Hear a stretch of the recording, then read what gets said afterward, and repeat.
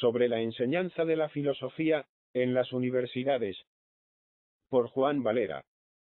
Capítulo primero. Con el título de Textos Vivos, está publicando El Pensamiento Español una serie de artículos en contra de los más afamados catedráticos de la Universidad Central. Dicho periódico trata de persuadir al pío y cándido lector de que los tales catedráticos son unos impíos, ateístas, panteístas o egoteístas, y de que el gobierno hace muy mal en no quitarles las cátedras, aunque las hayan ganado por oposición, y sean propiedad de ellos. Si a esto solo se redujese el intento del periódico neocatólico, no saldríamos nosotros a la palestra, tomando parte en la discusión.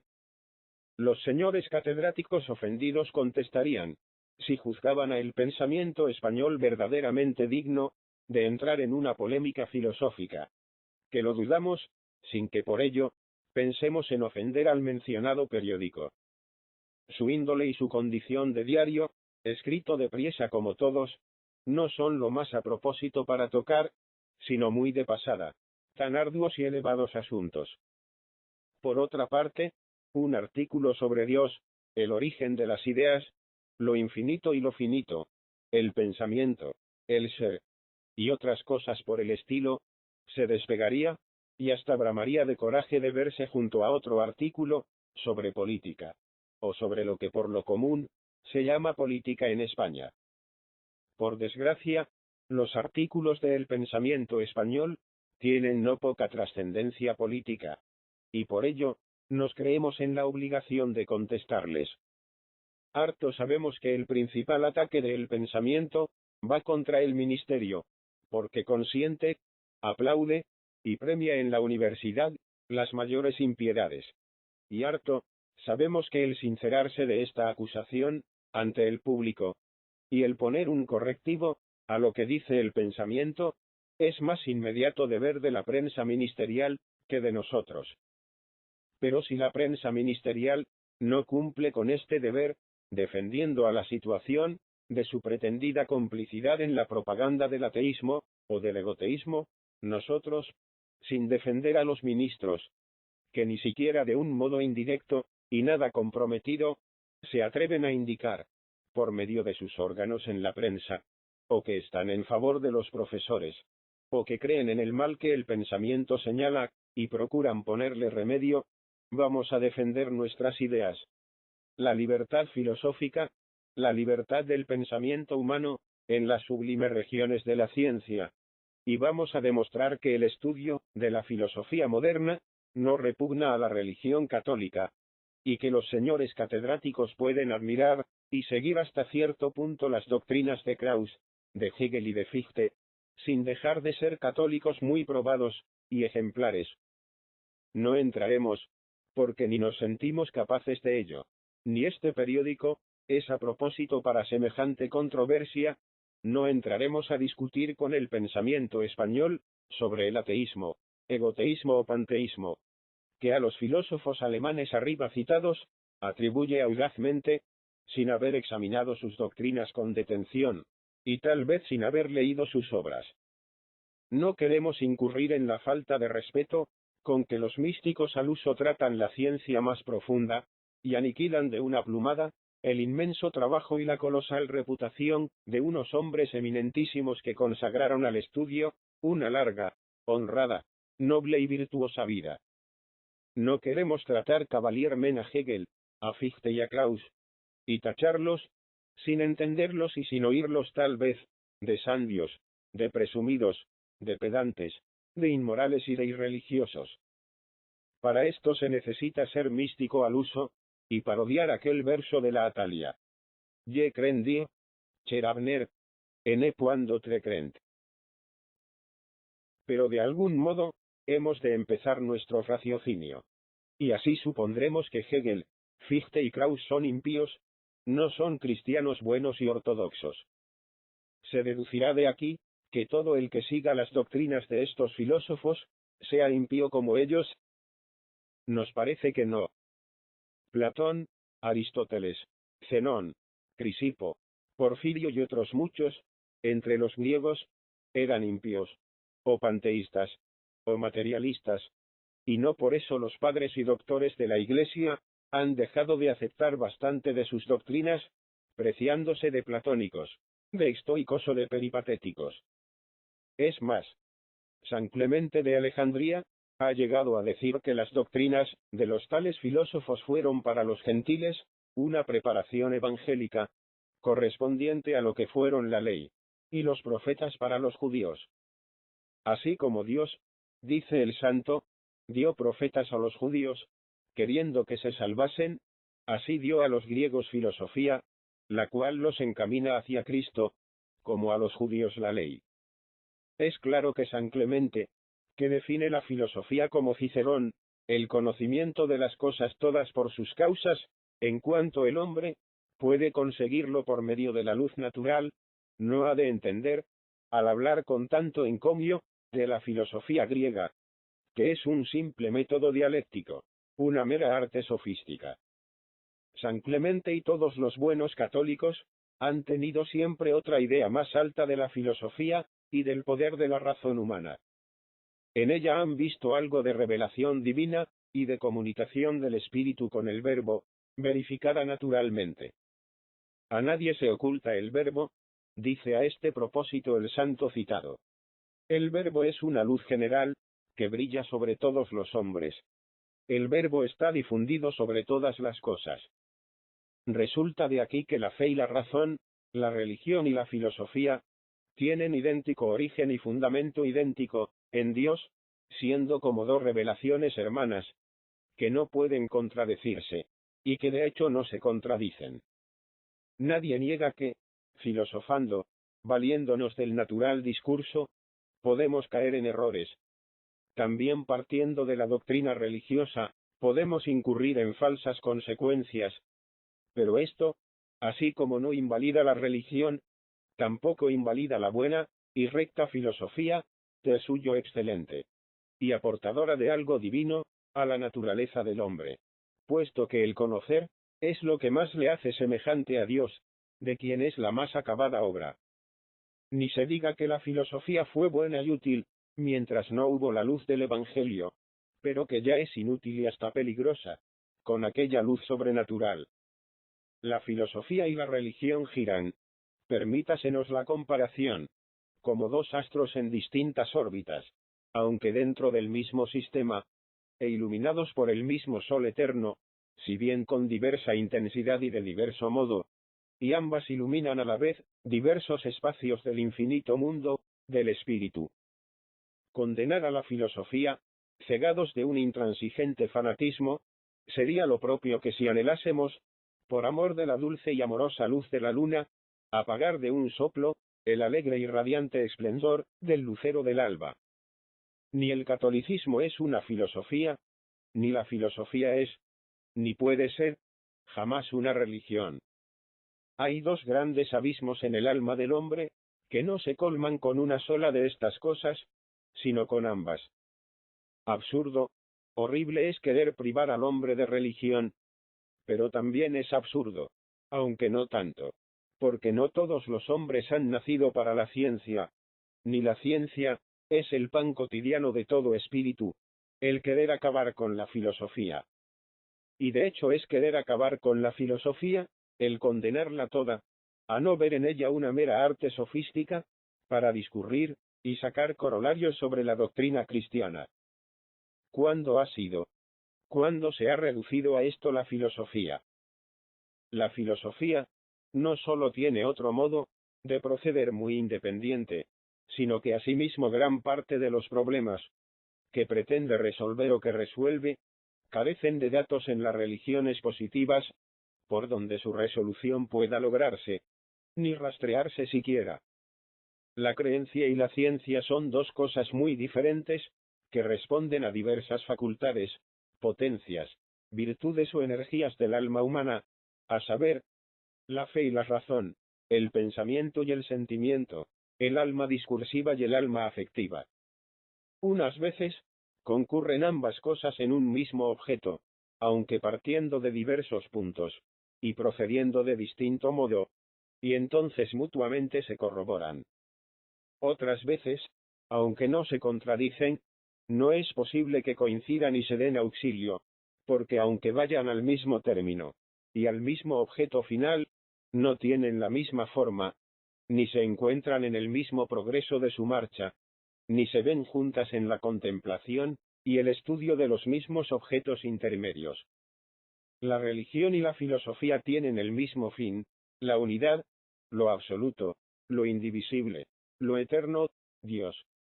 Pero la religión nos lleva a unirnos con Él en alas de la fe, y con los lazos del amor, y la filosofía propende a conocerle, y a penetrar su oculta naturaleza, por medio del discurso que Él mismo nos ha dado. Esta relación entre la religión y la filosofía, dice uno de los más brillantes discípulos de Hegel, hace que no pueda haber oposición absoluta entre ellas, porque negándose, o excluyéndose la una a la otra, niegan el mismo objeto, y acaban por negarse a sí mismas. Así, pues, una filosofía que no viese en la religión, sino una institución accidental, y puramente humana, una obra del interés y de la astucia, se pondría en oposición con la historia, y con el principio de la historia, es decir, con el espíritu humano. Y por el espíritu humano, con el espíritu divino. Hemos buscado expresamente esta declaración, donde no hay términos filosóficos oscuros, que pudieran recibir una interpretación torcida. En ella, declara el más ferviente discípulo de Hegel, en un país de completa libertad, donde no hay necesidad ni interés en velar las impiedades, que es una filosofía contraria al espíritu humano y al espíritu divino, una filosofía falsa e indigna, la que niega la religión. ¿Cómo concilia esto el pensamiento español con sus afirmaciones de que Hegel es un impío, un ateo, o por lo menos un panteísta? ¿Cómo ha de negar a Dios quien no niega la religión revelada? Será una pretensión atrevida querer conocer a Dios por medio de la razón natural. Pero esta pretensión no es pecaminosa. A Dios le conocemos por la fe, por la revelación. Con Dios podemos unirnos por la caridad. Pero, será impío, será digno de los anatemas del pensamiento, el propender a conocer también a Dios por medio del discurso. ¿Ha sido acaso la filosofía alemanesca, como el pensamiento la llama, la primera que ha concebido este deseo? ¿No le concibieron todos los filósofos, desde Pitágoras hasta ahora? ¿No han definido su ciencia, todos o al menos los verdaderos y grandes, un apetito de conocimiento divino, un saber de las cosas divinas y humanas, un asemejarse a Dios en cuanto al hombre, le es posible, y hasta un anhelo infinito de unirse con Dios? El empeño que muestra el pensamiento de explicar esta unión del espíritu divino y del espíritu humano, según la doctrina de los filósofos alemanes, como una negación de Dios y un endiosamiento del hombre, es un empeño malo, que sólo puede apoyarse en una interpretación vulgar y groserísima de los términos y razonamientos científicos. Censurar de egoteísta a Hegel, porque afirme que cuando el entendimiento se pone en Dios, y piensa en Dios, no se pone ni piensa en una sombra suya, sino en el mismo Dios, a quien se une, como si fuera una sola cosa con él, valdría tanto, como censurar a los místicos cuando por medio de la fe y del amor se unen íntimamente, con el objeto infinito que los inspira, y se aniquilan, y como que se confunden con la divina esencia. El odio del pensamiento español a la filosofía alemana, y a los profesores españoles que la han estudiado, le ciega hasta el punto de ver impiedades y ofensas terribles a la religión, aun en los principios más religiosos de la mencionada filosofía. La omnipresencia de Dios en el universo, de Dios que le llena y le penetra todo, le parece panteísmo.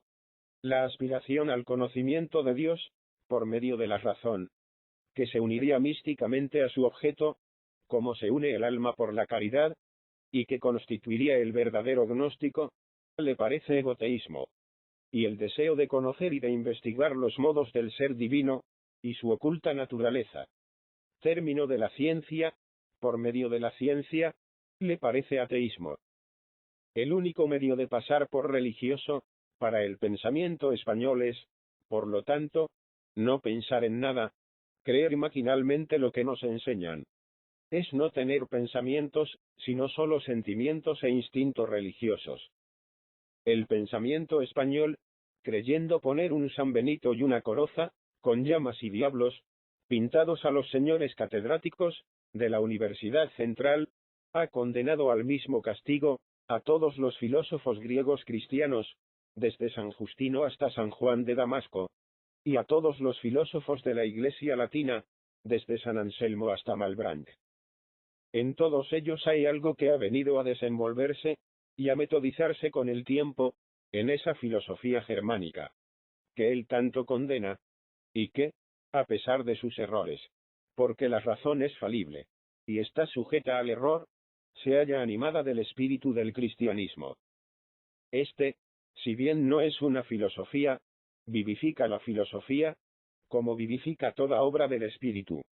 Por donde la filosofía moderna, no puede menos de formar parte de la filosofía cristiana, y de llamarse filosofía cristiana, como cristiana es nuestra civilización y cristianas son nuestras costumbres, a pesar de las manchas y lunares propios de nuestra frágil condición, y de nuestra original flaqueza.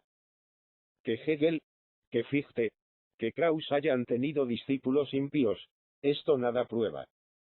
Arrio fue discípulo de los santos padres, y de los varones evangélicos, y Voltaire estudió en un colegio de jesuitas.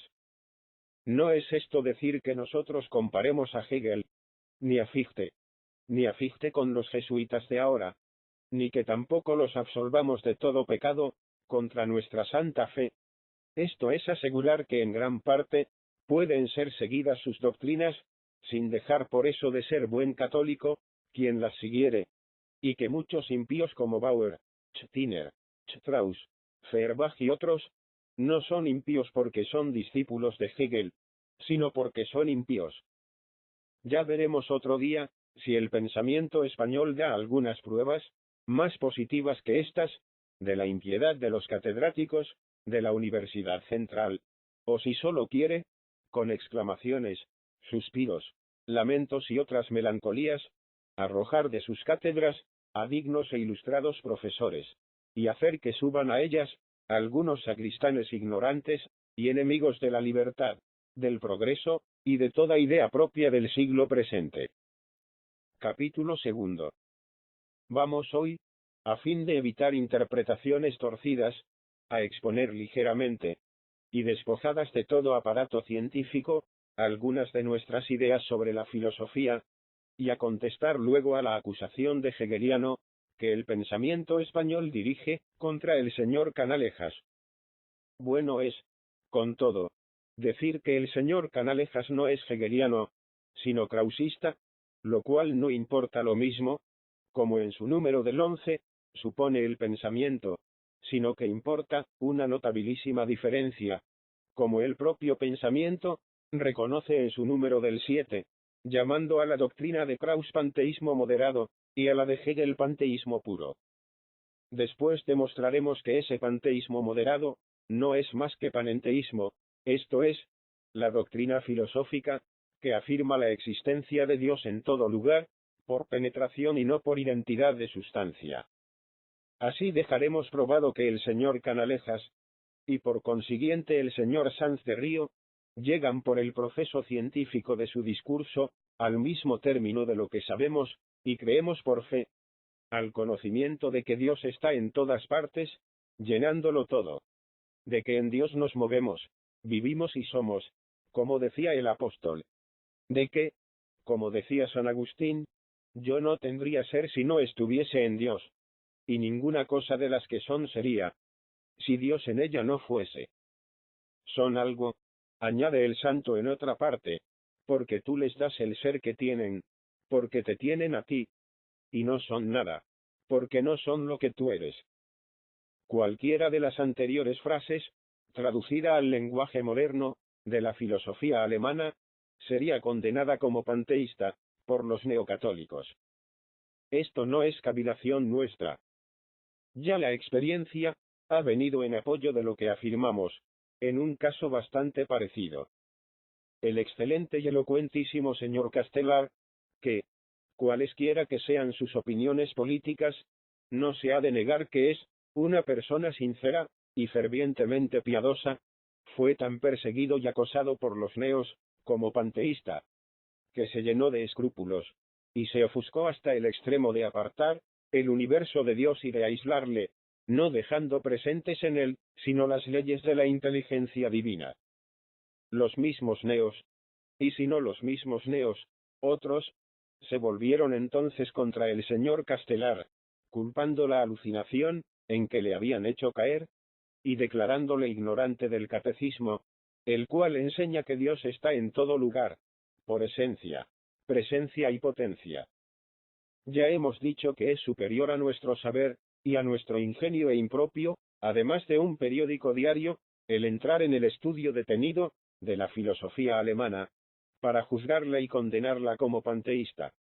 Por lo cual hemos dado por supuesto que lo es. La tesis que sostenemos, y téngase esto bien en cuenta, para que no haya confusiones, no es verdaderamente filosófica y científica, es práctica. La tesis que sostenemos es que los señores catedráticos de la Universidad Central pueden seguir en gran parte esa filosofía alemana, sin ser impíos, sin ser antirreligiosos, como Feuerbach, Stirner y Bauer. La filosofía es una aspiración a la ciencia única, un afán de explicarlo todo por medio de la razón, un propósito de anudar los conocimientos humanos a un principio fundamental e inconcuso, del cual no sea cuanto se sabe, sino desenvolvimientos y deducciones. Que esta aspiración, que este afán, que este propósito sean posibles o no, es cuestión que no nos incumbe dilucidar aquí. Baste saber que son ingénitos y naturales en el hombre. Naturalísimos son también los errores que de ellos nacen. Pero cuando estos errores son involuntarios, cuando no pasan de la teórica, de la especulación a la vida, más bien merecen calificarse, por severo calificador que tengan, de inocentes, de inofensivos extravíos, que no de peligrosas aberraciones, y de abominables pecados. Esto explica nuestra aparente contradicción, o más bien la vaguedad, en que hemos dejado la impiedad, o la piedad de los filósofos alemanes. Si nos atreviésemos a hablar verdaderamente de filosofía, si esta fuera ocasión y este lugar conveniente para filosofar, quizás hubiéramos dicho resueltamente que Hegel, Krauss y Fichte, los tres filósofos que hemos citado, son los dos primeros panteístas más o menos exagerados, como Schelling, y el tercero, un término medio, o mejor diremos un término de transición, entre el panteísmo de los ya mencionados filósofos y el idealismo de Kant, maestro de todos ellos y origen de la reciente y maravillosa agitación filosófica de Alemania. El que escribe estos artículos, no solo no es filósofo, sino que no cree en la filosofía como ciencia primordial, fundamental y única. Cree en ella como un resultado inevitable de la actividad humana, como un producto del espíritu, como su encarnación en la historia y su aparición en cada siglo y en cada pueblo, según las diferentes fases y el desenvolvimiento y carácter que va tomando la civilización. Que sobre esto haya una filosofía perenne, como la llamaba Leibniz, lo dudamos, o mejor dicho lo negamos, a no ser que se busque en la mente divina, donde permanece incomunicable y oculta. Pero si no, hay un sistema completo e intachable, si la ciencia primera, concebida en su total perfección, no existe, si en cada teoría hay muchos errores al lado de cada acierto, y de cada verdad, y si, aún de estas verdades, muchas hay incompletas o confusas, todavía la filosofía es amable y es útil, y es necesaria para el progreso y mejora del linaje humano, cuyo saber, cuya moral, cuyas creaciones artísticas, y cuyo modo de ser social y político, se fundan y se perfeccionan, al través de contradicciones y cambios, en esa aspiración de ciencia, y en las incompletas verdades que en sí contiene. Esto quiere decir, en lenguaje más vulgar aún, que la razón es falible y débil, pero que, para las cosas que dependen de la razón, y a las que hemos de llegar por medio del discurso, no hay otro medio de que valerse, si no es la razón, por débil y falible que sea. Dos importantes consideraciones se originan de lo que acabamos de exponer. La primera, que la grande trascendencia de la filosofía sobre la vida práctica, sobre las creencias, las leyes y las instituciones, no es del modo vulgar y grosero que el pensamiento fantasea, y que le mueve a perturbar las conciencias de los padres de familia, excitándoles a que no envíen a la universidad a sus hijos, a fin de que no se perviertan y se hagan súbditos del diablo. La segunda es que esta misma filosofía, contra la cual tanto se declama, así como fue antes de Cristo, a pesar de sus errores y extravíos, una preparación evangélica para recibirle.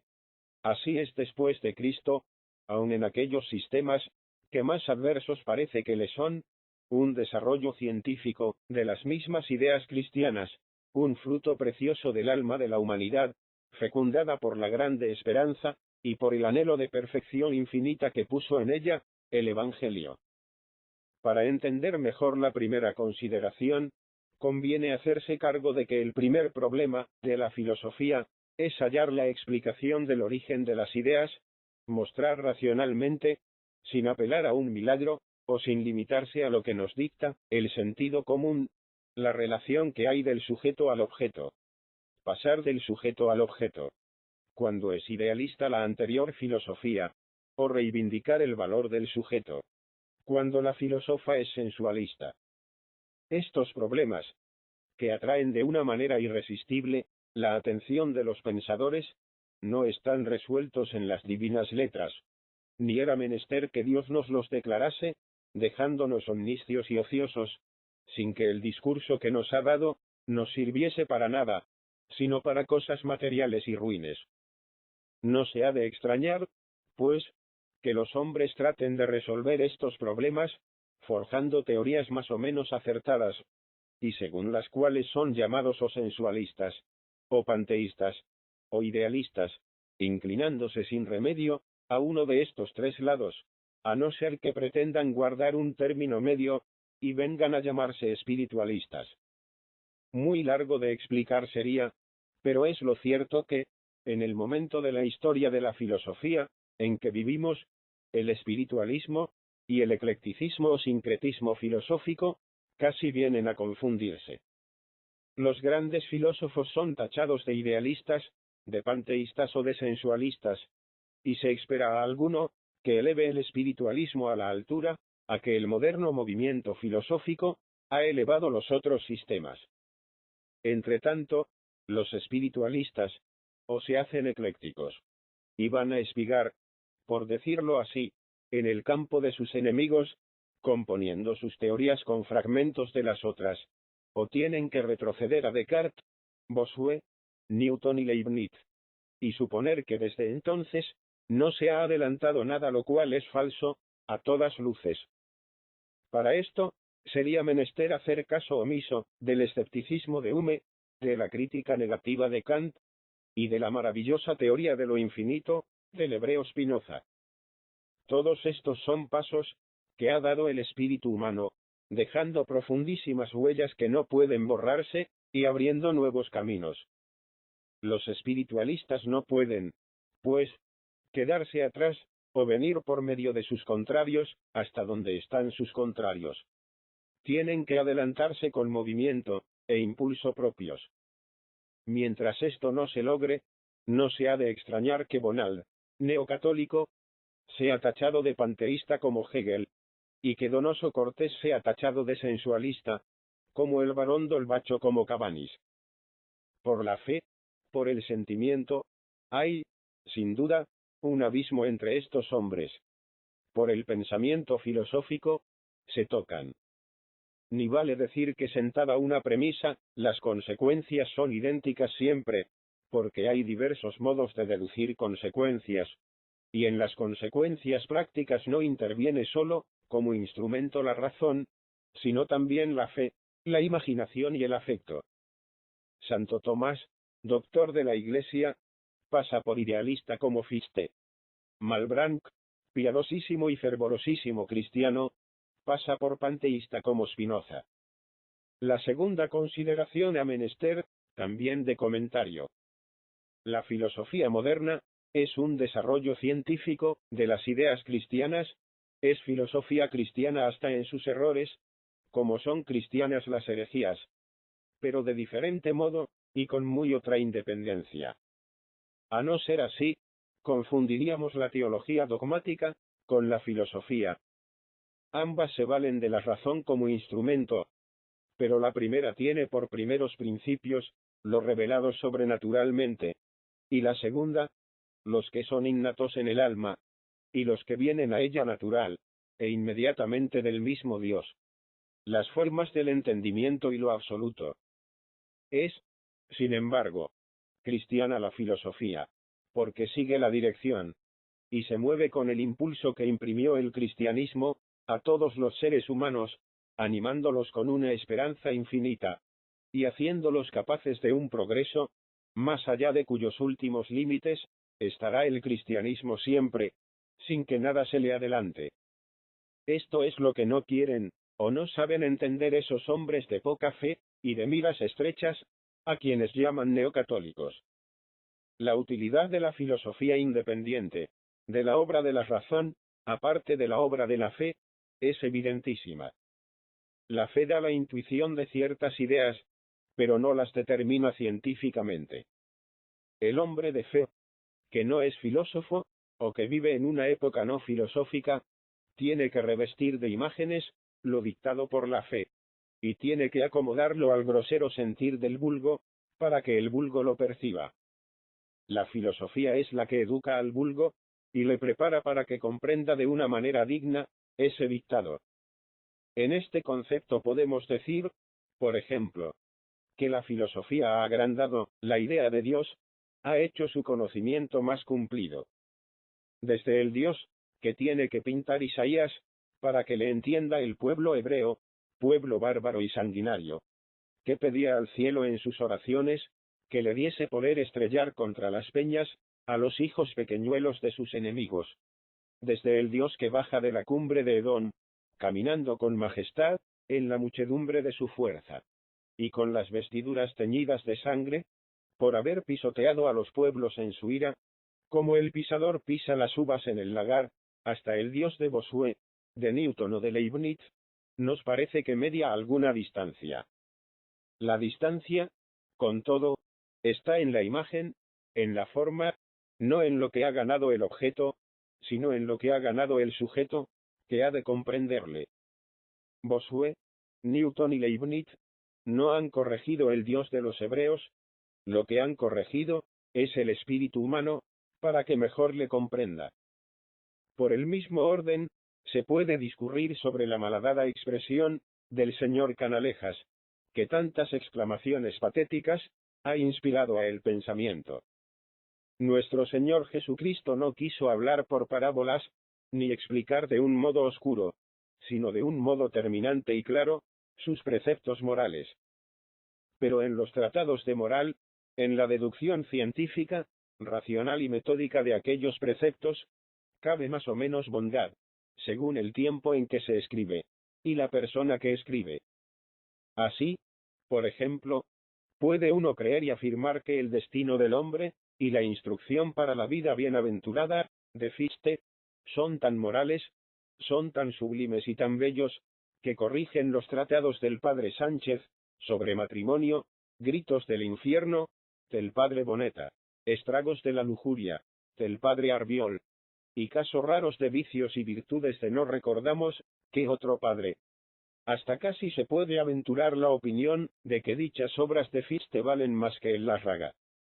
Este artículo se va haciendo demasiado largo, y así desistimos por hoy de nuestro propósito, y dejamos para otro día el hablar de Hegel, a quien tan despiadadamente trata el pensamiento español, y el justificar al señor Canalejas de lo poquito que pueda tener de hegeliano, y hasta de su admiración por el inmenso talento de Hegel, pecado en que incurrimos también nosotros, creyéndole el más grande pensador, aunque se enfade el pensamiento, por jalousie du métier, que ha habido en el mundo, desde Platón hasta ahora. Diremos, con todo, aquí, para tranquilizar algo la piedad alborotada del pensamiento, que, por confesión e interpretación de Cessé, uno de los mayores adversarios de Hegel en Francia, uno de los que más en sentido panteísta interpretan sus doctrinas, Hegel asegura que el cristianismo es la sola religión completa, la sola verdadera, la sola evidente por sí misma, y que los que llamamos misterios de la religión cristiana son las leyes absolutas de las cosas, oscuras para los sentidos, absurdas y contradictorias para el entendimiento, claras y armoniosas para la razón.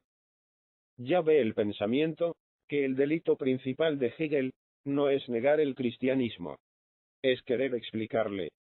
Es el delito común a toda filosofía, es el afán ingénito de nuestra alma, por alcanzar una razón superior, que disipe todas las oscuridades, y que resuelva todas las dudas, y que concilie todas las contradicciones del entendimiento. Capítulo 3.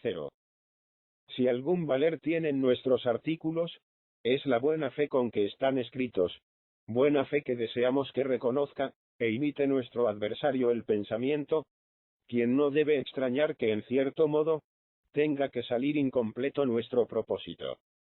El pensamiento dice que Hegel es impío, ateísta o egoteísta. ¿Cómo hemos de probar nosotros lo contrario? A no entrar en un profundísimo examen de la filosofía de Hegel, para lo cual sería menester, no ya escribir 4 o 5 artículos, sino muchos volúmenes.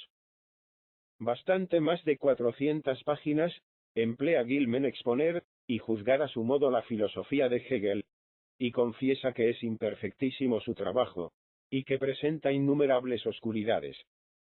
Un volumen no pequeño ha escrito Bea a fin de dar una noticia somerísima y general de la filosofía de su maestro, y no se ha de confesar que lo consigue. ¿Cómo, pues, hemos de lograr nosotros, en 2 o 3 columnas de un periódico, no sólo exponer tan grande y enciclopédica filosofía, sino responder a todos los ataques y desvanecer todas las objeciones que se han presentado contra ella? Al reflexionar en esto, casi nos arrepentimos de haber emprendido esta tarea, de habernos empeñado en esta discusión, y de no haber imitado el discreto y sabio silencio de los señores catedráticos de la Universidad Central. Menester es ser prófanos, menester es no ser filósofos, como ya hemos confesado ingenua y modestamente que no lo somos, para responder a las provocaciones del pensamiento, y entrar con él en una lucha, que es por sí sola una negación de toda filosofía, un aniquilamiento de la ciencia, una reducción de los conceptos más sublimes de la mente humana a la más deplorable y sandia vulgaridad. Sin embargo, ya que hemos empezado la controversia, hemos de proseguirla, a pesar de todos nuestros escrúpulos, aunque para hacerla más fácil, nos limitamos a contestar a las no probadas acusaciones del pensamiento, sin penetrar en lo profundo de la doctrina de Hegel, y sin guardar más orden que el que guarda dicho periódico, esto es, sin guardar orden alguno.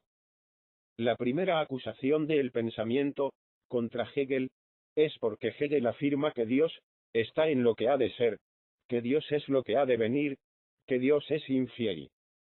Más claro, Dios no es hasta que por completo se conoce.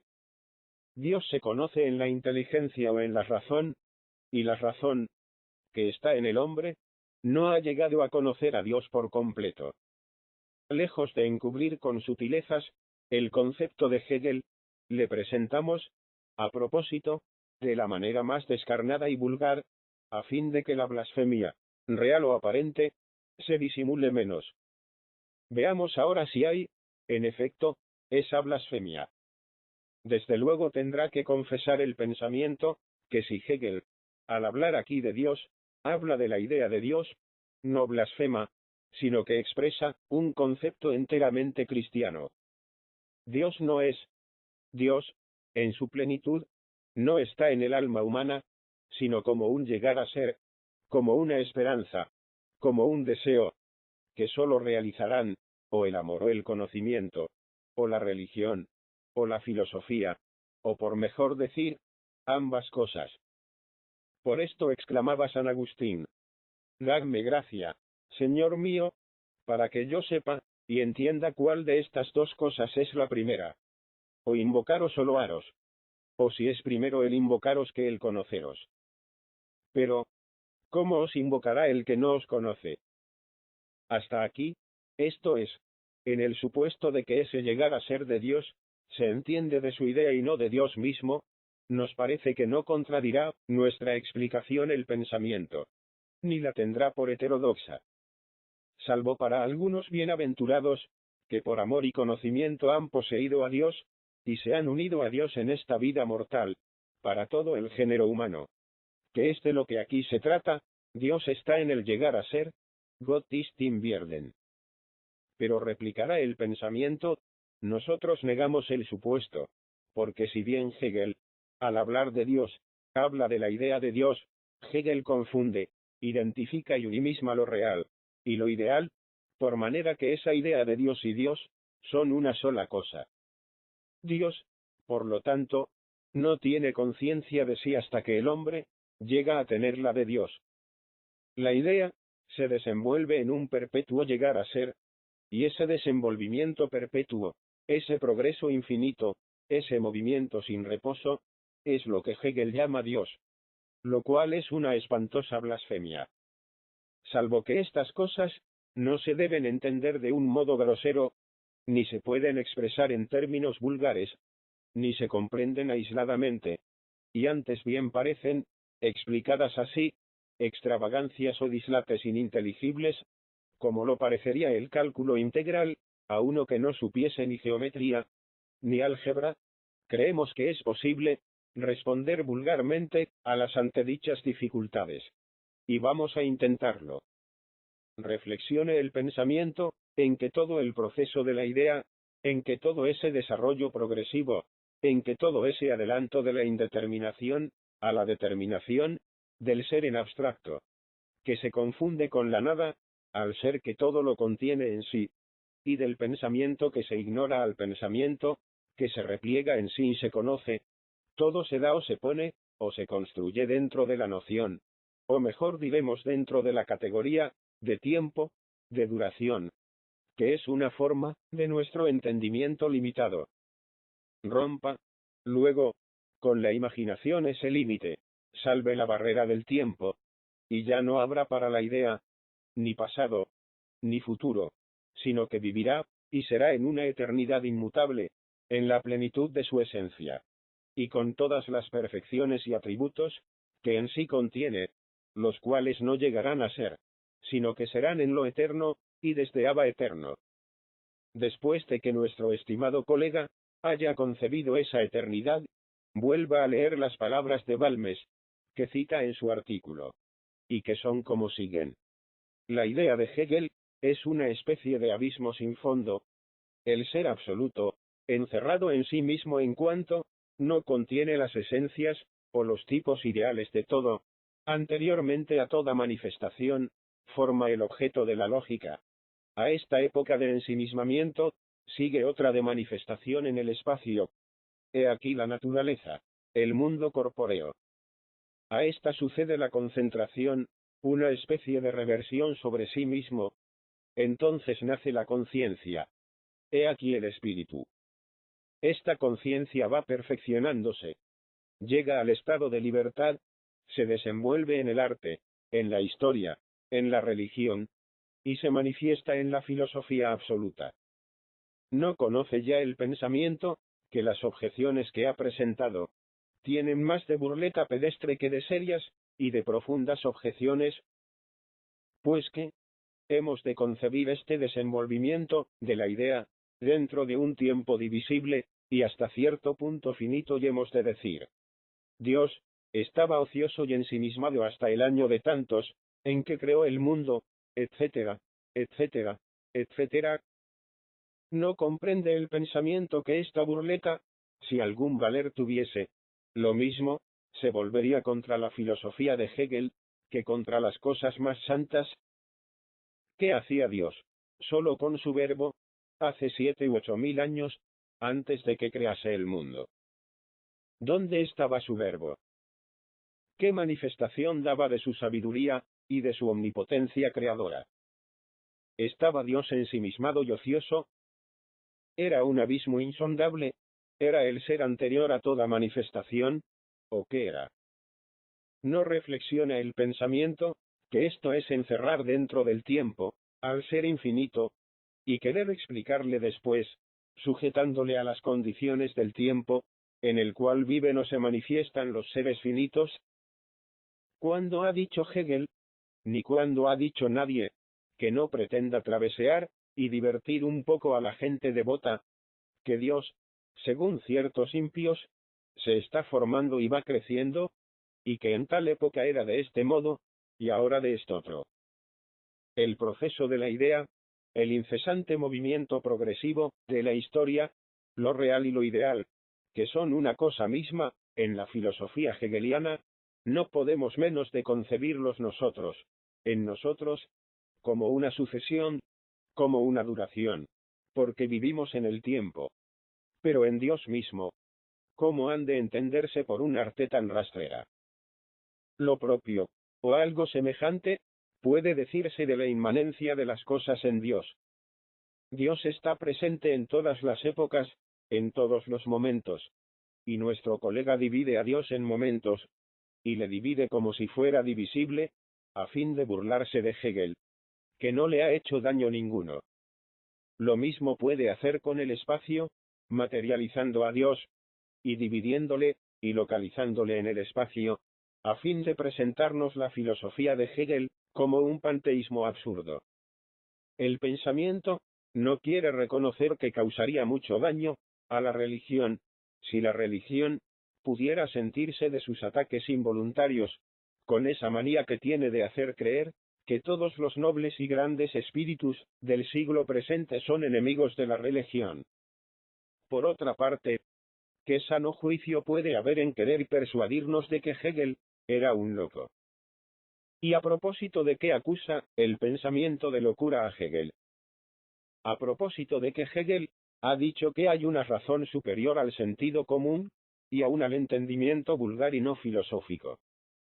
Parece imposible que la pasión ciegue hasta tal punto a el pensamiento. Para responder a esta última diatriba, no es menester ni remotamente apelar a nada científico, ni a nada filosófico. El mismo sentido común se encarga de demostrar que hay algo por cima del sentido común. No tenemos para qué engolfarnos en las distinciones y explicaciones de Hegel sobre la razón, el entendimiento y otras facultades del alma.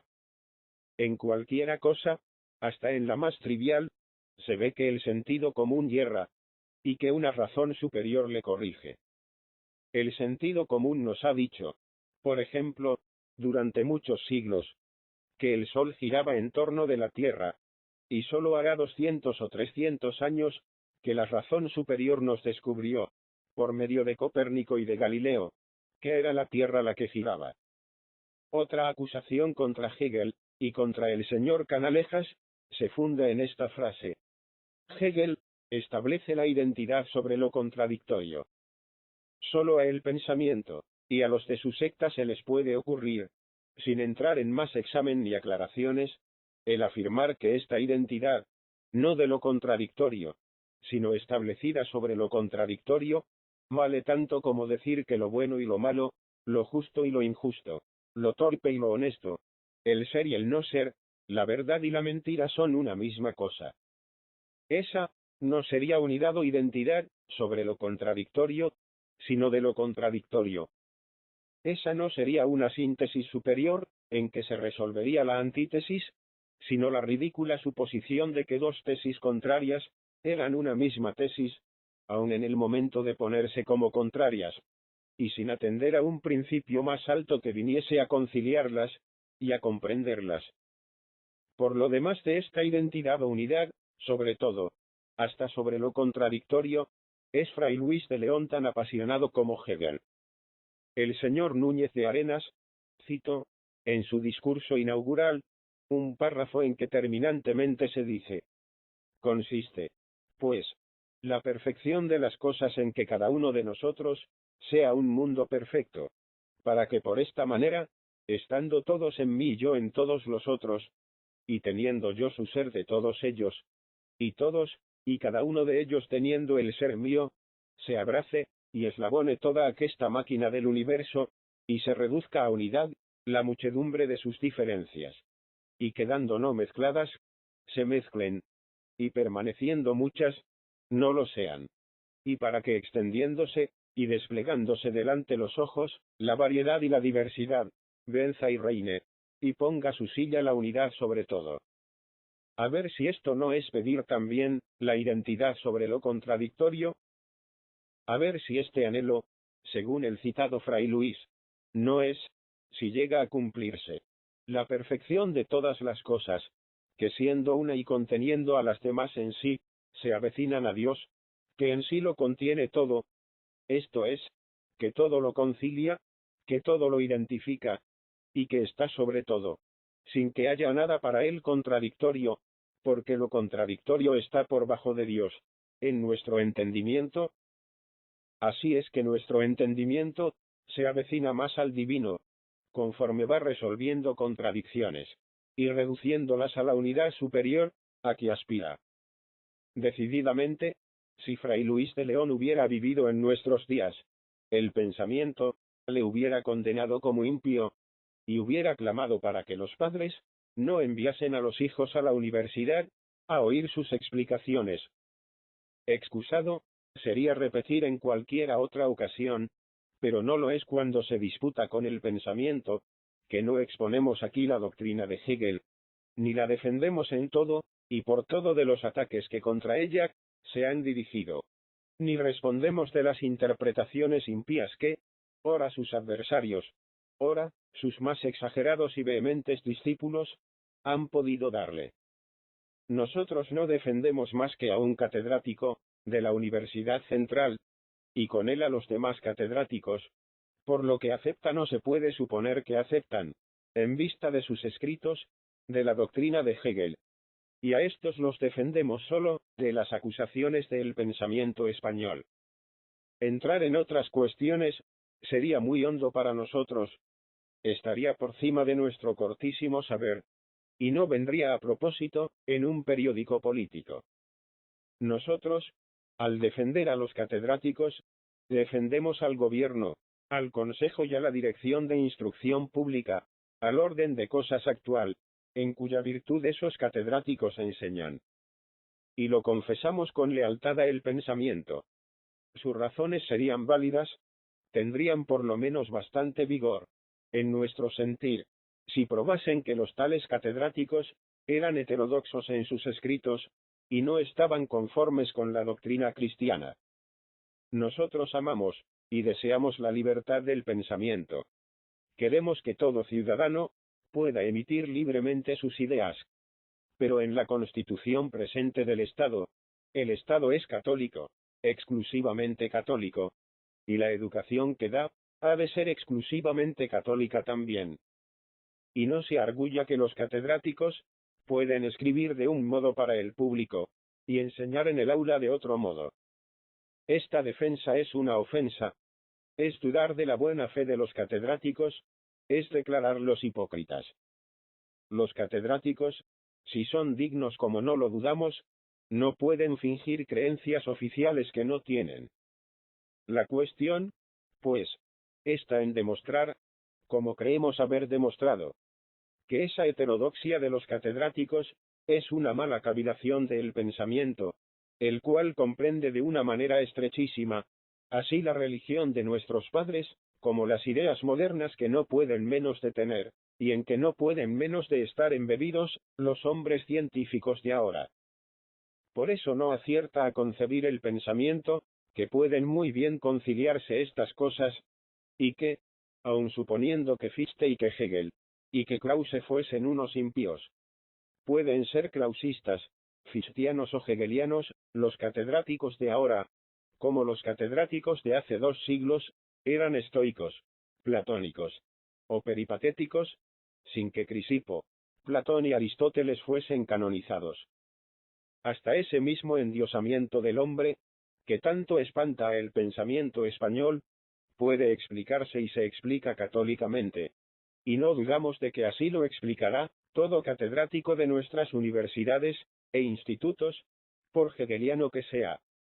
Esa fusión del objeto y del sujeto por medio del pensamiento, ese acuerdo entre la inteligencia y lo inteligible, que para ser inteligible ha de ser comprendido, tiene que ponerse en la misma inteligencia, e identificarse con ella, es un aserto tan peregrino, tan raro, que repugne y escandalice a los oídos piadosos, y que no se haya enseñado jamás en escuelas cristianas. Reflexiónelo bien el pensamiento español. Lea a nuestros antiguos filósofos, lea a nuestros místicos, y ya verá cómo el conocimiento y el amor pueden unir e identificar a Dios con el alma, su hechura. Elevándonos a Dios por medio del estudio, que es una oración y un culto, podemos conocerle y unirnos con él en esta vida mortal. ¿Qué es la filosofía?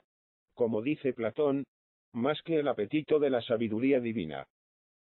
Pues, porque este apetito, este amor, no ha de verse jamás satisfecho y pagado. Razón tiene Fonseca en decir, mirad lo que ama cada uno, y el nombre de eso que ama, eso le podéis llamar. Y así dice San Agustín. Si tierra amas, tierra eres. Si cielo, cielo eres. Si a Dios, oso decir que eres Dios. Querrá también el pensamiento español calificar de egoteístas a San Agustín y a Fonseca. Sentimos dilatarnos demasiado en estos artículos, que alguien calificará también de impertinentes e impropios de un diario, pero aún tenemos que decir algunas cosas, que procuraremos cifrar en otro breve artículo, con el cual pondremos fin a esta cansada serie. Capítulo 4. Nos lisonjeamos de haber probado que nuestros catedráticos, aunque conozcan y sigan en parte las doctrinas de los modernos filósofos alemanes, no incurren, por fortuna, en los errores antirreligiosos que indica el pensamiento español. En nuestra católica España, nadie se atreve a sostener que el hombre es Dios, que Dios es el diablo, que el bien es el mal y que el mal es el bien, y otros absurdos, que con tono declamatorio y apocalíptico, supuso Donoso Cortés, que enseñan los modernos filósofos, y después suponen los discípulos de aquel poeta, en prosa, para demostrar así, la irresistible afinidad de la razón humana con lo absurdo, y para entregarse a la más horrible misantropía. Los neos, con el pretexto de justificar a Dios, y de ensalzar la divina providencia, calumnian, sin mala intención quizás, a la humanidad toda. Se parecen a los tres amigos del santo varón de Us, que, olvidados de que la primera muestra, que hay que dar de tener amor y temor de Dios, es ser caritativos y buenos con el prójimo, atormentaban a Job y le acusaban de blasfemo, y de impío, obligando a aquel modelo de paciencia, a que exclamase, ¿acaso tiene Dios necesidad de vuestra mentira, para que en favor de él habléis con dolo? Los neos, creyendo tal vez que sirven a Dios, están, como Elifaz, Baldad y Sofar, prestando a Satanás un poderoso auxilio, y procurando que el género humano se aburra, se desespere y blasfeme. Razón tienen los neos en afirmar que no son neos, sino muy antiguos. Elifaz, Baldad y Sofar eran neos como los de ahora. Entretanto, los modernos filósofos, tan denigrados, pueden errar y yerran, porque aspiran, porque aman, porque buscan la verdad y a Dios en ella. Estir diemencho sola ni astrib. Pero estos errores, les serán perdonados por el mismo amor que en ellos, les ha hecho incurrir. Por esa aspiración de lo infinito, que les abrasa el alma, y que la lleva a apagar su sed, en el océano de lo infinito.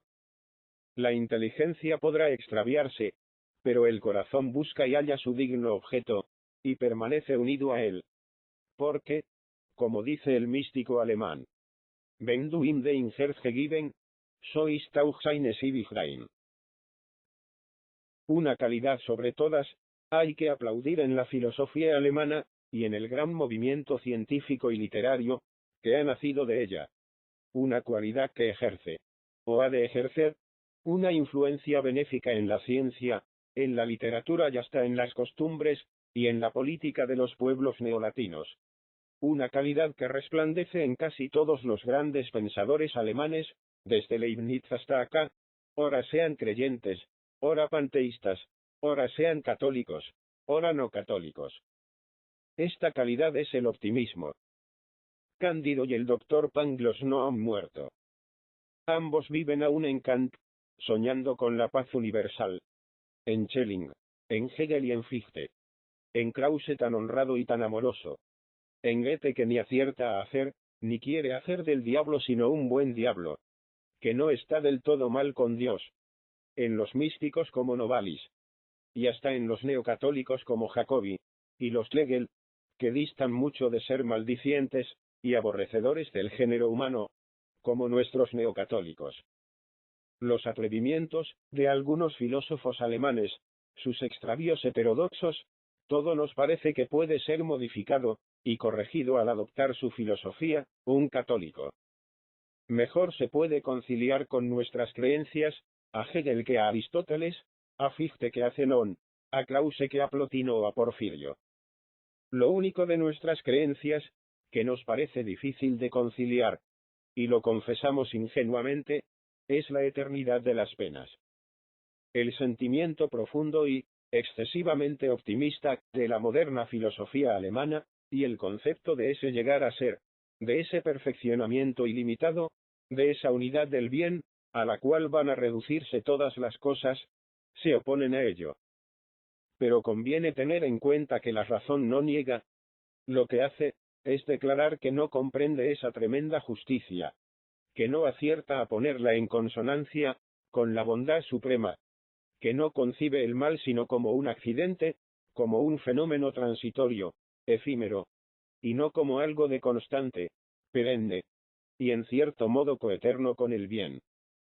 Este error generoso, y nos atrevemos a llamarle así, porque en él han incurrido algunos santos padres, es el único que podemos llamar irreductible, porque está como en la esencia de la moderna filosofía.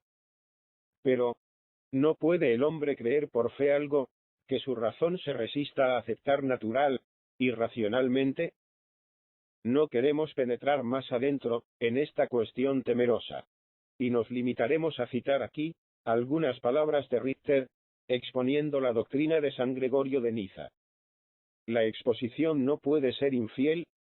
Las palabras del santo están citadas por bajo, en el texto original griego. Cuando San Gregorio de Niza celebra el perfeccionamiento de todas las cosas, presupone que, las cosas una vez perfectas, todo mal habrá desaparecido. Entonces será la fusión de todas las criaturas, en la perfecta hermosura del ser. Y no habrá ninguna separación, ninguna contradicción, ningún desacuerdo. Esta fusión constituirá la fin del mundo ordenada por Dios. Esto se entiende de todos los seres, y en particular de los seres racionales, en quienes reside la verdad del mundo. Todos, sin excepción, deberán estar reunidos en una fiesta. Todas las potencias terrestres y celestiales doblarán allí la rodilla delante del Señor, y reconocerán que Cristo es la honra del Padre. La diferencia entre la vida de la virtud y la vida del vicio consiste en participar más tarde o más temprano a la felicidad esperada, a la cual es conducido cada uno, según la medida de sus actos, encaminándose, o por la recompensa, o por el castigo, al fin supremo de la vida. El diablo mismo no puede ser excluido de esta magnificencia final, que debemos esperar todos. Aunque la redención deba cumplirse a pesar suyo, y, por decirlo así, con condición de vencerle, todavía la redención debe traerle al bien y al perfeccionamiento. La objeción que se eleva contra la doctrina no preocupa a San Gregorio, porque la justicia es una con la bondad, porque la virtud es una. Como disputamos con el pensamiento, no tememos hacernos cansados, declarando que creemos firmemente en todo lo que enseña nuestra Santa Madre, la Iglesia, y que no ponemos reparo ni dificultad a lo que positivamente ha sido definido por ella. Solo hacemos notar que, dentro de la construcción meramente racional de la moderna filosofía, no cabe la idea del infierno, como caben las del purgatorio y del paraíso. Pero repetimos que no es menester que el natural discurso venga a corroborar todos los dogmas. Somos católicos antes de ser filósofos, y si la cuestión última de la suma de Santo Tomás no nos convence, la fe nos vence y nos aparta, como sin duda se apartan los catedráticos de la universidad, del error de Orígenes, que ha reprobado la Iglesia. De otros errores, 1000 veces más trascendentales, a que la moderna filosofía alemana pudiera conducir a alguien, no tiene el pensamiento el menor derecho de acusar a nuestros catedráticos. La libertad humana está salvada, aunque se afirme el proceso de la idea. Tanto vale afirmar científicamente este proceso, como creer religiosamente en la presciencia y en la providencia, con las cuales, o bajo de las cuales, y dentro de las cuales se mueve la voluntad libre de toda criatura. En cuanto a la personalidad de Dios, a afirmar filosóficamente un Dios personal, y no una entidad abstracta, debemos decir que toda la filósofa de Krause, tan difundida ya en España, no es más que un esfuerzo maravilloso de la razón, para llegar a esa noción de Dios, por medio de la filosofía racional, sin desesperar de ella, y sin refugiarse en el sentimiento, reconociendo la incapacidad de la razón, como hizo primero Jacobi, y ahora siguen haciendo los neocatólicos. La filosofía moderna ha tomado un carácter profundamente religioso, y el mayor afán de los más sublimes pensadores, de Alemania y de Francia, es limpiarla de la mancha de panteísmo, sin caer por eso en el deísmo, sin alma de los filósofos del siglo pasado, que apartan a Dios del hombre, y que fingen que Dios arrojó el universo en el vacío, leyes le dio, y abandonó su hechura. Renan, Julio Simon y se propenden, al contrario, a llegar, por medio de la ciencia humana, a un concepto de Dios en todo, conforme a lo que por fe creemos. Y algo semejante, aunque tal vez con mayor profundidad y rigorismo científico, hacen en Bélgica y España los discípulos de Krause. En España, esta sana, religiosa y moral filosofía se ha difundido, y florece, merced a los esfuerzos de una persona respetable, y generalmente estimada, del señor don Julián Sanz del Río, a quien no conocemos personalmente, y cuyo estilo, poco castizo, y harto erizado de fórmulas, hemos censurado en no pocas ocasiones, pero cuya honradez, verdadera y profunda piedad, respeto a las leyes e instituciones de su patria, y entrañable amor a la virtud, a la ciencia, y a todo lo bueno y lo verdadero, nos complacemos en proclamar aquí altamente, declarando que no puede estar en mejores manos, la férula de preceptor de nuestra juventud. No negamos que la filosofía, aun dando por cierto, que existe una o que puede existir una que sea, perenne y universal, según Leibniz la deseaba, puede y debe variar en sus accidentes y forma, porque toda nación grande, debe tener su filosofía propia, como tiene su civilización, como tiene sus leyes, y como tiene su literatura. En este sentido, no podemos aprobar por completo la obra del señor Sanz del Río, pero tampoco podemos desaprobarla. Toda manifestación del espíritu nacional está como subordinada a la del espíritu humano, y comprendida en ella, mirando a lo porvenir, y contando ya con todo el anterior desenvolvimiento. Por esto, no se concibe una filosofía digna de tal nombre, y propia nuestra, sin el previo saber de la historia de la filosofía, y sin haber pasado antes por la iniciación y adopción de doctrinas extrañas, nacidas en otras regiones, donde el pensamiento ha mostrado, en estos últimos siglos, mucha mayor actividad que entre nosotros. Los que se oponen a la introducción de estas novedades deliran, y deliran de un modo peligrosísimo, si se oponen en nombre de la fe. En balde, clamaban el padre Valcárcel y otros buenos católicos del siglo pasado contra Descartes, Locke y Condillac, Cartesianos católicos hemos tenido después, como Balmes, y sensualistas católicos, como muchos que sería largo referir. En balde claman ahora los neocatólicos contra Krause. Su doctrina, propagada por el señor Sanz del Río, cuenta ya discípulos, como los señores Canalejas, Castro y Fernández y González. Y no solo se enseña en esta Universidad Central, sino también en Granada, en Sevilla, y en otras universidades, y en otros institutos de España. Supongamos, por un instante, que esto es un mal. ¿Qué remedio haya el pensamiento para sanarle? Quiere que volquemos en el polvo las cátedras de los sofistas, como diría Donoso.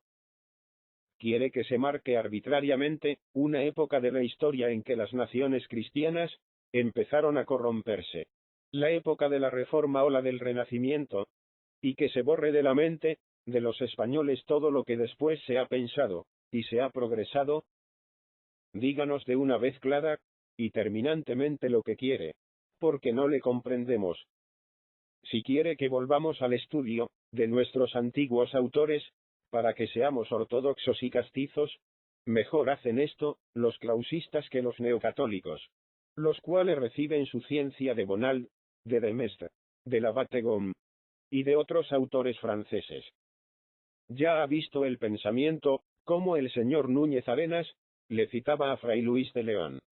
Sepa también que el señor Canalejas está haciendo un estudio serio y detenido de Lulio, que publicará dentro de poco. Y sepa, por último, que nosotros todos, los que no blasfemamos del hombre, para hacer creer que somos muy religiosos, no dejamos de ser españoles y católicos, porque aceptemos ideas o sistemas nacidos fuera de España. Nosotros también tenemos un pensamiento español, pero no divorciado del pensamiento común a la humanidad toda, ni en guerra abierta con las instituciones, con el modo de ser y con el modo de pensar y de sentir del siglo presente. Si así fuéramos, seríamos mucho más consecuentes que nuestro estimado colega, y en vez de predicar en desierto, y de querer ajustar a nuestro gusto este mundo pícaro, le abandonaríamos y desahuciaríamos como cosa perdida, y sin remedio, y nos retiraríamos a alguna gruta o caverna muy recóndita, a hacer vida eremítica, contemplativa y solitaria. Nosotros aplaudimos en el pensamiento el celo que muestra por la religión, pero quisiéramos que ese celo no fuese desordenado. Ponga orden el pensamiento en su amor a las cosas santas, y verá cómo se encuentra más a gusto, no tiene que retirarse al desierto, y se siente menos irritado y mal avenido con la civilización actual. San Agustín lo ha dicho. La verdadera virtud consiste en poner orden en el amor.